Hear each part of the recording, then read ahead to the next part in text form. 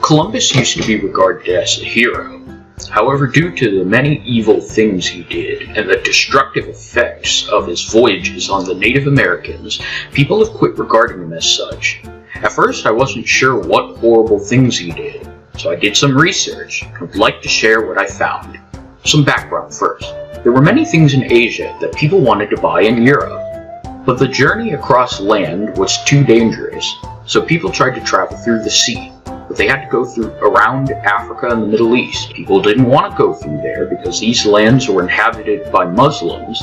Muslims and Christians were enemies. People thought the end of the world was coming. The Catholics believed that once they conquered Jerusalem, they could begin converting the whole world to Christianity. Once they did this, they thought the Antichrist was going to appear, and that Christians were going to defeat him.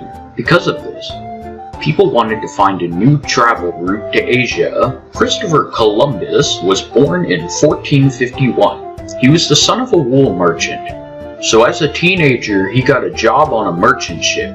However, some pirates attacked his ship and it sank. Columbus survived by holding on to a piece of wood and floating to land. His life was changed forever. He decided to do something with his life, so he went to a place known as Libsyn, where he studied math, astronomy, cartography, and navigation. It had been common knowledge that the world was round for a long time, yet people were all trying to find Asia by sailing around Africa. Columbus had an idea. In order to find Asia, he decided he needed to sail westward. He needed money, so he presented his ideas to several European rulers so they could fund his ship. He said that the world's circumference was actually smaller than people estimated, so he could easily find a way to Asia. He was of course wrong, but his claims caught him attention. He said he was on a mission from God. He needed to bring Christianity to the East. Eventually, he met the rulers of Spain. Columbus was so confident, they believed what he was saying must have been true, and that he wouldn't be bragging so much if he had nothing to back it up. So the rulers of Spain gave him money, and Columbus sailed east. What Columbus didn't know was that there was a whole other continent westwards. Columbus wasn't the first to find it either. The Vikings had landed on this land before, and had set up colonies but failed. Columbus thought he was near Asia while exploring the Caribbean. He landed on several islands, but he was in a hurry to get to Japan. When he landed in Cuba, he declared he was finally in Japan, but eventually he changed his mind and decided this was China. Of course, there weren't any large Chinese cities, but Columbus went looking for them anyways. He was searching for the legendary city of Zaitan. Eventually, Columbus left the island and landed in Haiti. Him and his men decided that they must have been in Japan. If not, perhaps it was one of the lands King Solomon had visited in the Bible. Columbus believed he was being guided by God, but his mission was tainted by evil deeds. He had to maintain settlements and collect treasure to pay for his trip, so him and his men had to commit violent acts such as kidnapping, murder, and looting. He didn't have enough African slaves to use, so he settled for Native Americans, believing they were not people.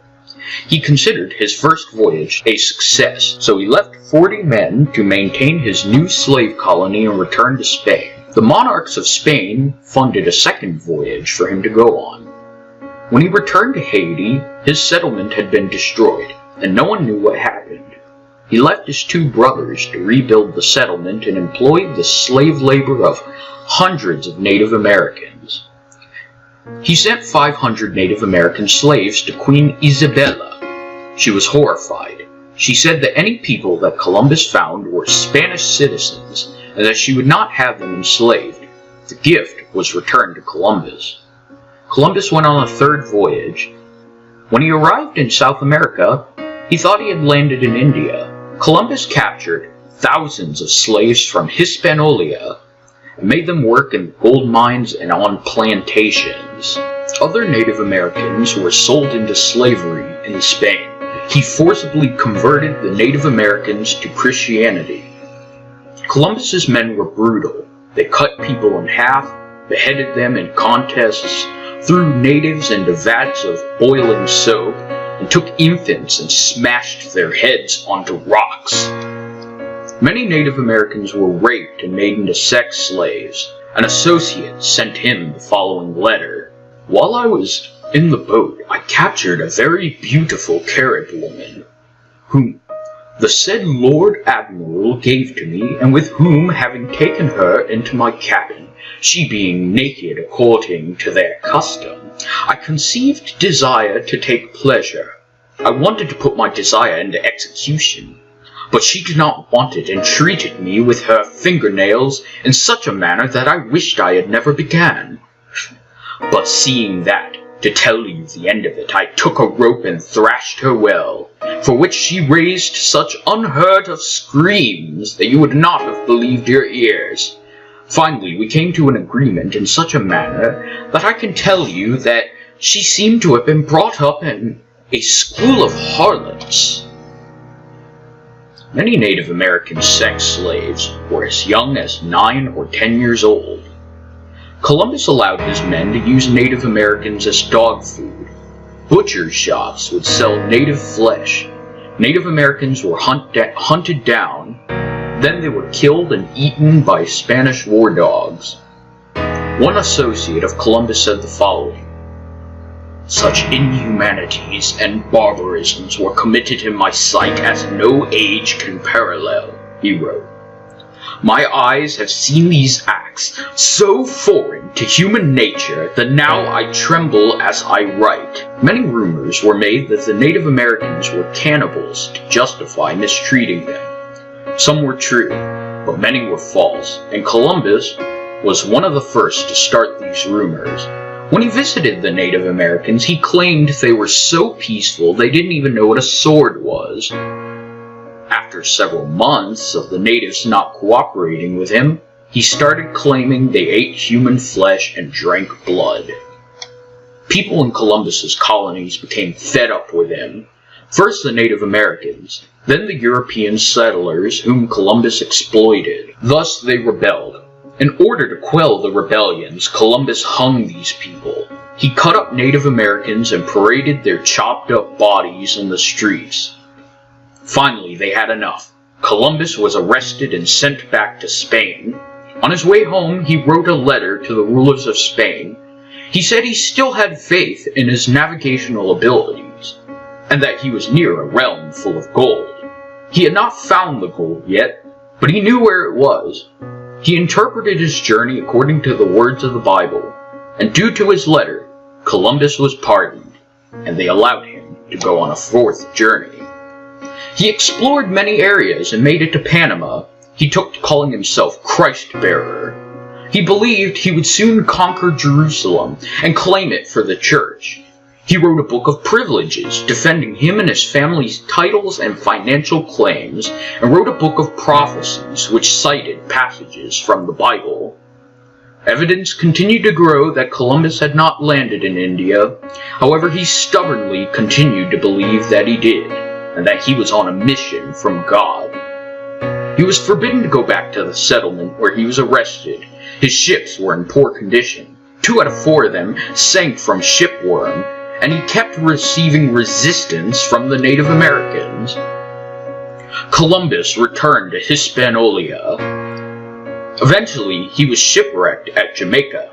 Columbus needed food, so he used astronomical tables to predict an eclipse, causing the people there to think he had divine powers. He frightened the Native Americans into giving him food for a year. He sent men to get him help, but no one was eager to rescue Columbus. They took a long time to rescue him. His final voyage was a failure. He returned to Spain, and in 1506 he died. Columbus left a terrible legacy. Other explorers eventually conquered the Maya, Inca, and Aztecs.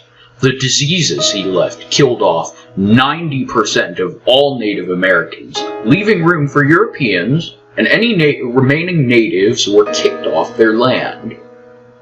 There was a disease which ravaged Europe known as syphilis. Some people think that it came from Europe, and in fact, Europeans would blame the disease on other countries to avoid tainting their own nation's image. It was known as the Venetian disease, the Naples disease, the Turkish disease, and the French disease. Bones have been found with signs of syphilis on them in both Europe and America, but the ones in America have holes in their skulls, so it is believed that Europeans caught the disease from the Americas. We don't believe that it started out as a sexual disease, since many infants caught it, and the implication of babies with syphilis is pretty disgusting. It started out as a tropical disease caused by sweating and skin contact. Since it was cooler in Europe, and people wore more clothes, people started catching the disease from sex. Syphilis is related to two diseases known as yaws and beagel. In conclusion, Christopher Columbus started out as an ambitious, confident, and even intelligent man.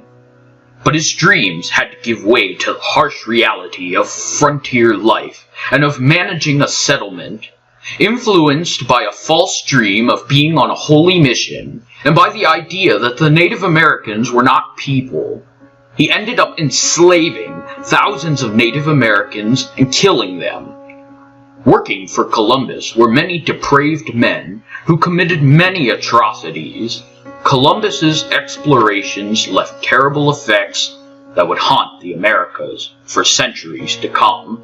People do not want to acknowledge the atrocities committed by Columbus because he was once celebrated as a great American hero. People throw accusations of political correctness and talk of oppressive guilt whenever people talk bad about Columbus. But these are the cries of people who do not want to face the truth. Often, when a historical event is not looked at from one narrow point of view, people's opinions of these events change. And it is time to look at Columbus not just from the lenses of Europe or the West, but also from the view of Native Americans. The truth is that Columbus was actually a terrible person.